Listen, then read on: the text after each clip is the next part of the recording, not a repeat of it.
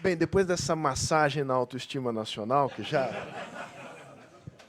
anda num estado quase de euforia, eu queria abrir a perguntas como de praxe. Eu peço que as pessoas se identifiquem, façam perguntas curtas. Eu vou recolher 3 e depois volto aqui à mesa. Marcos Peçanha. Well, I've been in Rotterdam as well and in Dubai Port Authority. And in Brazil, it's not only the difference about the culture and the bureaucracy, but also about the entrepreneurs here, because entrepreneurs in Brazil are not very used to add value. If you take a look, they make a lot of money adding volume to their business, but not adding value. So I would like to know about this culture. So from what I can see, there's a lot of adding value on the clusters. Also, if you go to Amsterdam on the flowers, commerce that goes all over the world, it's amazed as well. So I'd like to be a little bit of your views on that. All right. Can you just wait? We collect 2 more, and then we will be back. I'm not an engineer. My name is Madeleine. Madeleine Blankenstein. And We can speak Dutch, huh? Yeah. yeah, I can. Yeah, but if I do that, maybe a lot of people will not understand what I mean. And I better ask a question in English. It's more efficient. So the Dutch are very good about creating land on the sea. So I got curious about how do you create a more efficient railroad system, because you don't have a lot of land. One more. Aqui. Hussein, mais uma vez, parabéns pela sua clareza, né, nessas questões. Acho que você já passou em todos os lados, né, inclusive na operação da autoridade portuária. Eu queria saber de você, tendo essa experiência, se você podia enumerar. Vamos pensar em Santos, vai, porque outros portos têm outros níveis de desenvolvimento. Mas eu acho que Santos é mais fragmentado, mais complexo, e é o maior porto do Brasil e precisa realmente achar um caminho para a solução. Quais seriam os gargalos que você removeria para que desse certo, né? Eu, sei lá, sugeriria 10 gargalos, vai? Mas você pode falar que com 5 a gente remove, a gente consegue equacionar essa questão tão fragmentada, tão pobre e tão com falta de visão, inclusive na relação porto-cidade. Porque a gente tem terminais lá em Santos que podiam ser entregues para a cidade, né, e integrando o porto e usando esses recursos para a melhoria das outras áreas que são necessárias. Muito bem. René, now your turn to answer the questions.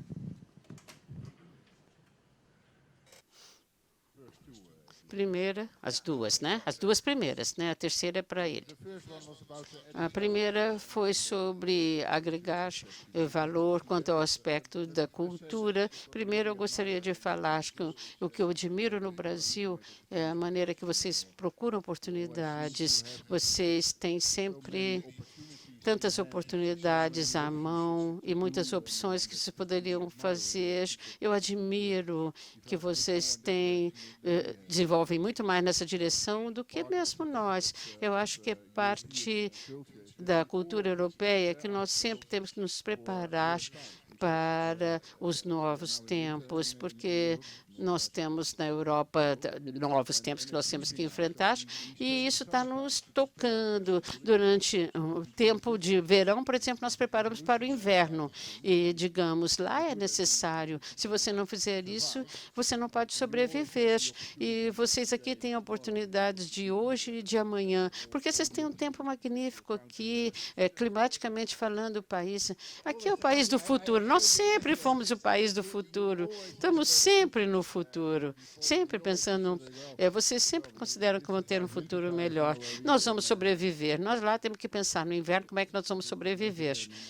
Geograficamente, no verão nós precisamos nos preparar para o inverno. Então, eu acho que é super importante uma coisa. essa diferença na nossa cultura. E outra coisa que foi mencionada é que o sistema portuário na Europa, como um todo, são história de centenas de anos. Então, observando enquanto companhia no Porto de Roterdã, eu acho que seriam ali, na verdade, não são mais apenas linhas marítimas, nós temos tudo internacional. É muito mais sobre a comunidade que está estabelecida ali, que faz esse conceito de agregar valor. Então, um segundo comentário que eu faria.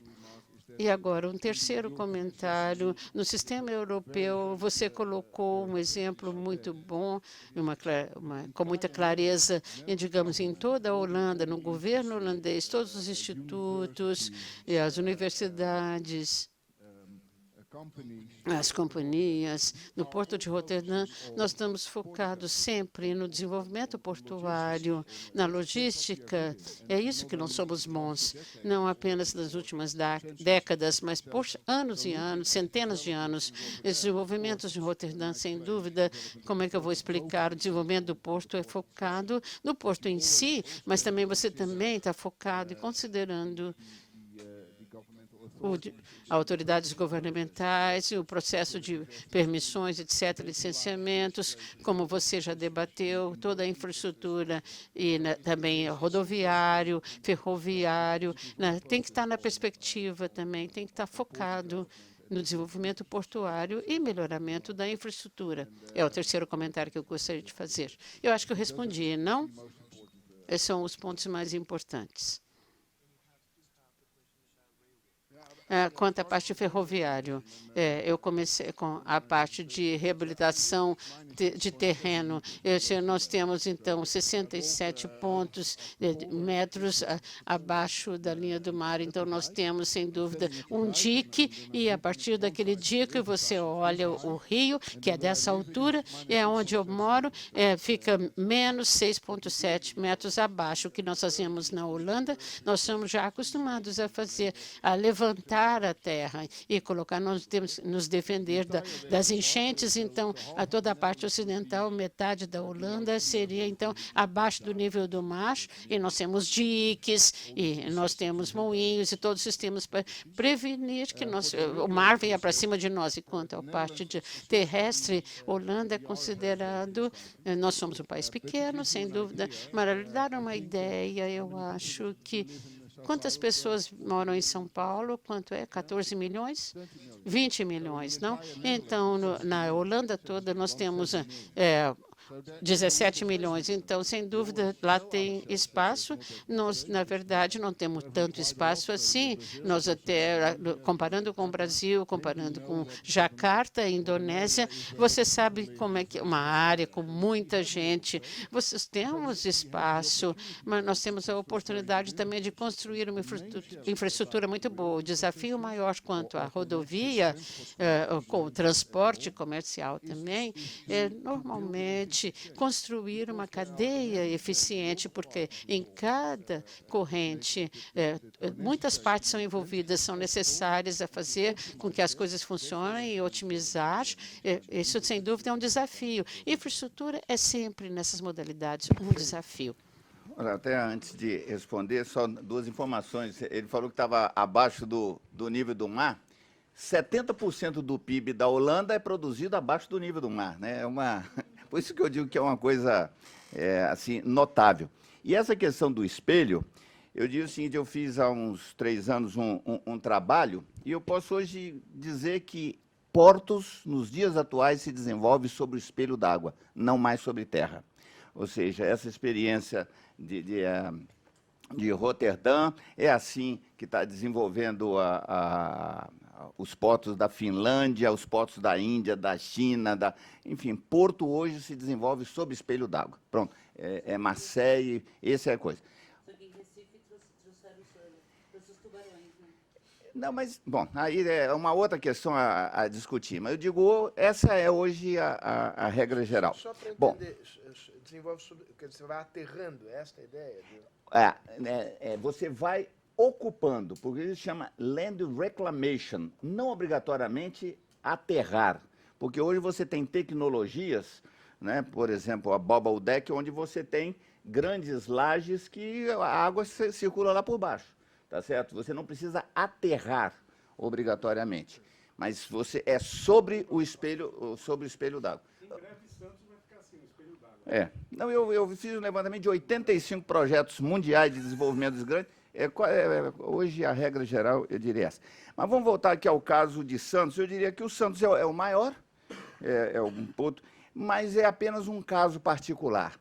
E o que e aí, não se espante, não, eu faço a crítica, mas eu ajudo a resolver o problema, tá certo? Quer dizer, a vida profissional tem sido nesse sentido. Eu acho que ter clareza sobre onde estão os gargalos é o primeiro passo para a gente poder enfrentar. E um grande problema que eu vejo é que nós não temos um espírito científico nem de análise histórica sobre isso. Porque o grande momento, entre aspas, de sucesso dos portos brasileiros foi justamente quando o processo decisório estava descentralizado. Ou seja, só aconteceu o que aconteceu em Santos nos anos 90, metade dos anos 90 e início dessa década, porque se tinha autonomia no Porto de Santos. Porque o Conselho de Autoridade Portuária tinha autoridade e era deliberativo, e ele era o espaço de concertação. Essa é a questão central, o planejamento como um pacto. Não é como se faz nos dias de hoje, é um oráculo de Delfos, ou seja, você não sabe alguém que vai te trazer a grande verdade sobre o que eu vou fazer no porto. Alguém que posa de Google em cima do porto. Essa é a realidade do nosso planejamento. Então, eu diria, se eu tivesse que dizer uma coisa, eu diria, é a lipoaspiração do processo decisório. Ou seja, devolva para os portos a sua autonomia de gestão, de planejamento e gestão, alinhando com o sistema Landlord Port. Esse eu acho que era o grande passo. Não precisa fazer mudança legislativa para isso, porque a lei permite que seja delegado, basta uma decisão político-administrativa que o presidente Temer poderia tomar. Agora, coisas mais específicas, eu diria, nós temos um problema que a nova legislação trouxe, que é esse grande descompasso entre os portos organizados e os terminais privados. Então, nós estamos tendo um boom de terminais privados. E a minha antevisão é de que isso conspira contra os portos. No mundo inteiro, todo mundo quer estar dentro dos portos organizados. Aqui, todo mundo quer estar fora. E, para isso, eu até encolho as poligonais artificialmente. Portanto, nós vamos pagar o preço, os ativos estão sendo desvalorizados dentro dos portos, problemas sérios nisso. Então, devolva, eu acho que nós precisamos ter devolva a autonomia das administrações portuárias, nós precisamos ter um novo arranjo entre essa questão de porto organizado e os terminais privativos. E no caso de privados, e no caso de Santos, eu diria que há que se ter uma visão estratégica, eu diria, de levar o porto para o fundo do estuário. Ou seja, na verdade, a carga percorre 25 quilômetros até chegar na ponta da praia, né? Isso tem todos os efeitos colaterais na mobilidade urbana, os ônus logísticos que tem em cima disso, e Santos tem o privilégio de ter um enorme espaço no fundo do estuário. Eu diria que, olhando a la larga, décadas à frente, eu levaria para o fundo para evitar a carga desceu a serra, entra no navio. Essa, vamos dizer, seria a minha lógica. Agora, para tratar dessas coisas que nós estamos falando aqui, nós precisamos mudar a nossa métrica. Quando você ouve falar de concessão em PPP, qual é a métrica? O que é que se diz? Seja porto, rodovia, ferrovia, telecomunicações. Investimento de tantos bilhões. É a única coisa que se fala. Se aquele investimento será eficiente ou ineficiente, se terá efeitos colaterais, se gerará desinvestimentos em outros locais, se será produzido um serviço de qualidade, se vai agregar valor, isso é a matéria que passa ao largo. E a imprensa embarca nisso.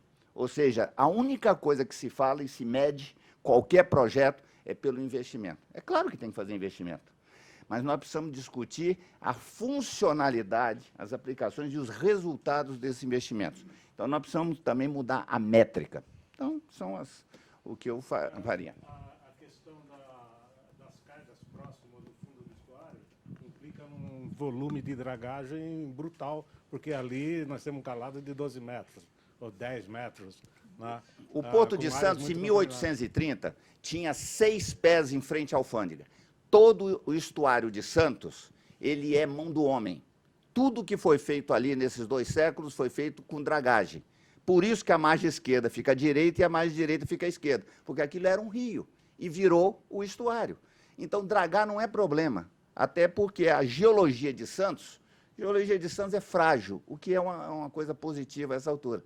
Então, eu não diria... E o projeto lá de Cubatão está dragando e vai dragar. Então, eu acho que é um problema de engenharia resolvível isso aí. Muito bem, temos tempo ainda para mais uma rápida rodada de perguntas. I have one question. Vai, você. Fred, bom dia. Nós já estivemos juntos aí em vários debates, vários embates. É muito difícil falar de Porto num fórum que vai debater aqui em tão curto espaço de tempo. Desculpe, bom dia, meu nome é Frederico, eu sou da Secretaria de Assuntos Portuários de Santos. Eu guardo ressonância com o meu xará, Fred, né, em muitos assuntos, mas eu gostaria de perguntar, Fred, se você não acha, você elogiou tanto a Rotterdam, a minha última empresa, ela era holandesa, ela era em Tech Marine, não sei se o René conhece, que é lá da Holanda, e você não acha que nós precisamos, sobretudo, ter uma mentalidade única, desde os empresários até os governantes, para que nós possamos executar tudo isso que você falou, haja vista que nós temos várias categorias, nós somos um porto extremamente complexo, nós operamos carga líquida perigosa, nós operamos container, nós operamos granel sólido, vegetal e etc.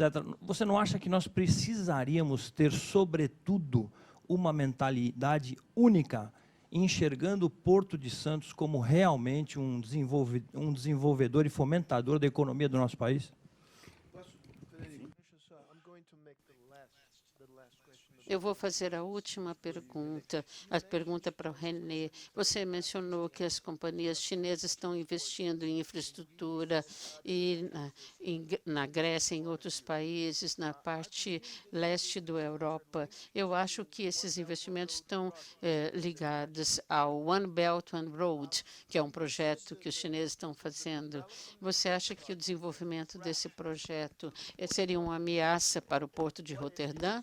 Qual é a sua estratégia para responder a isso, a esse movimento muito estratégico e forte por parte da China para ligar a China à Europa através da parte terrestre?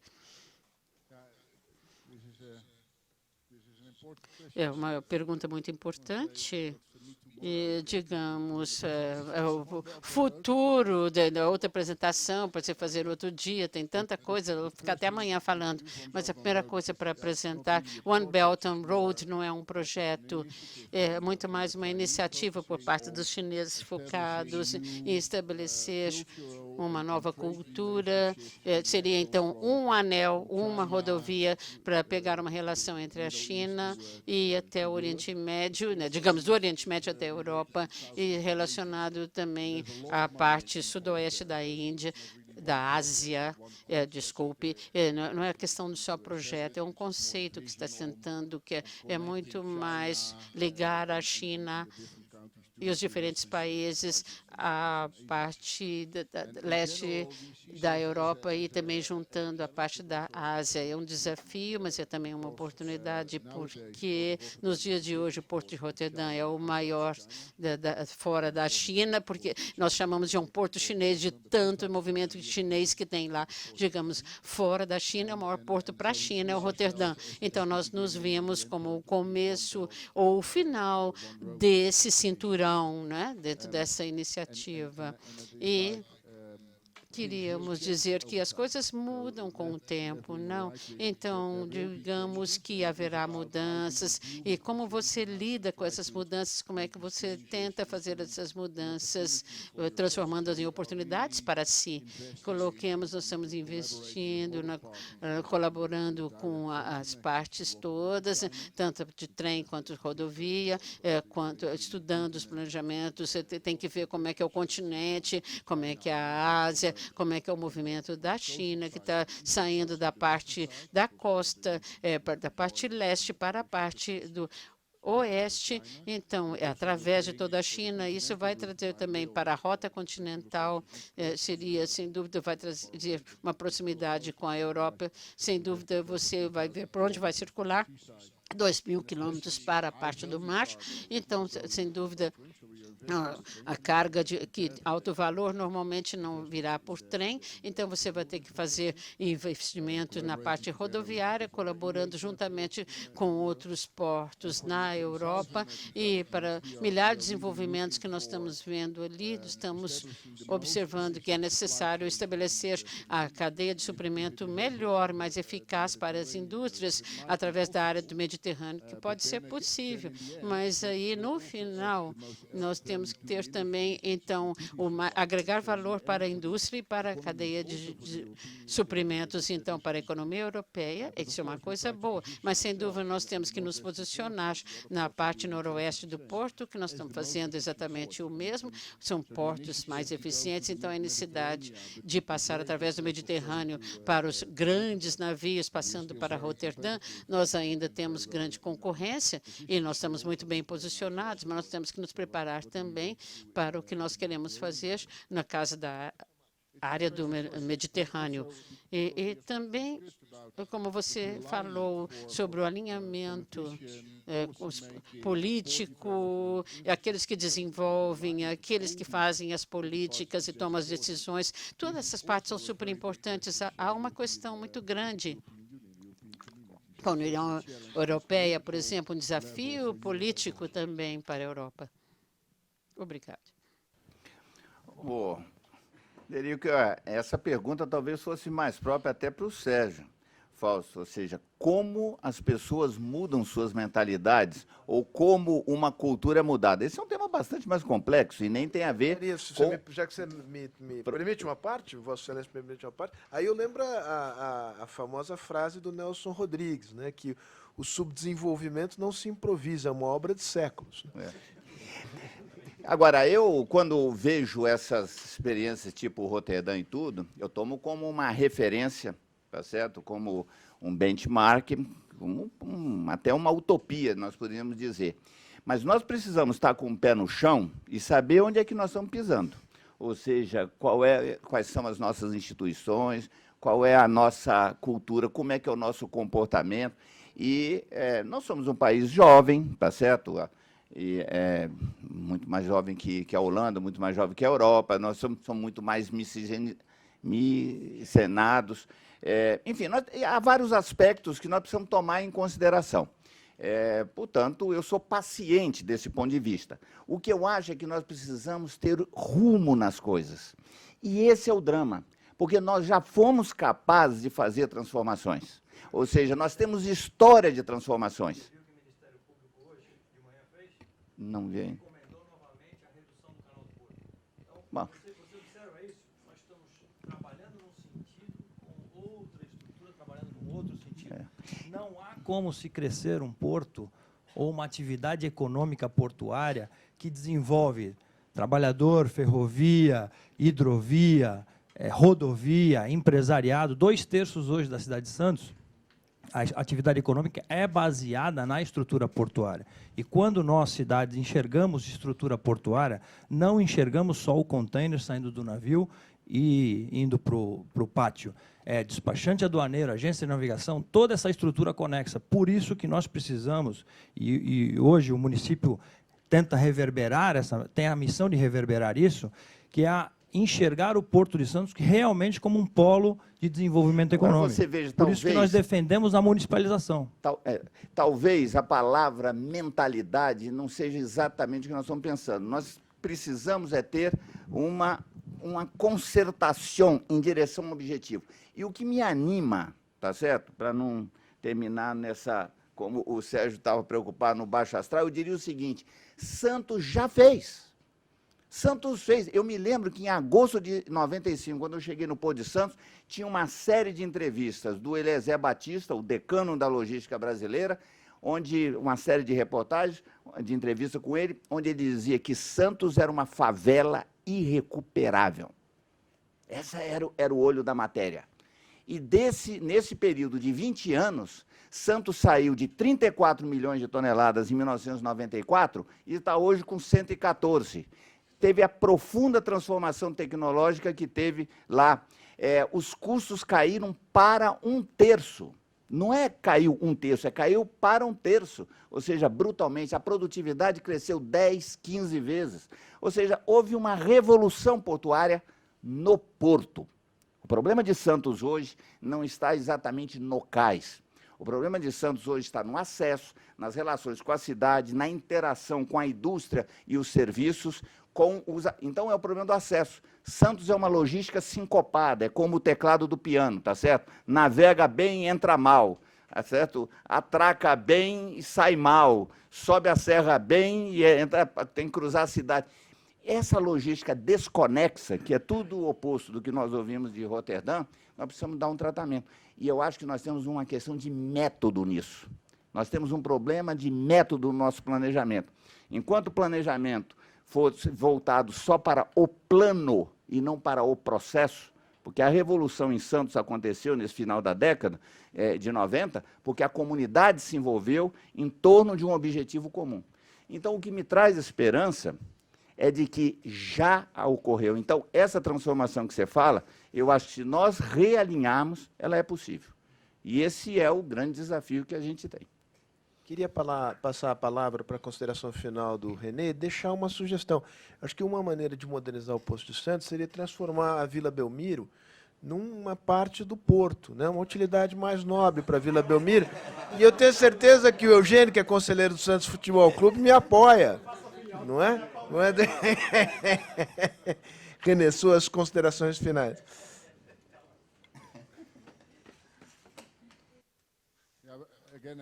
De novo, eu gostaria de agradecer a vocês a oportunidade de estar aqui, a apresentar o Porto de Roterdã para vocês, o que nós estamos fazendo, a maneira que vocês prestaram atenção, sem dúvida.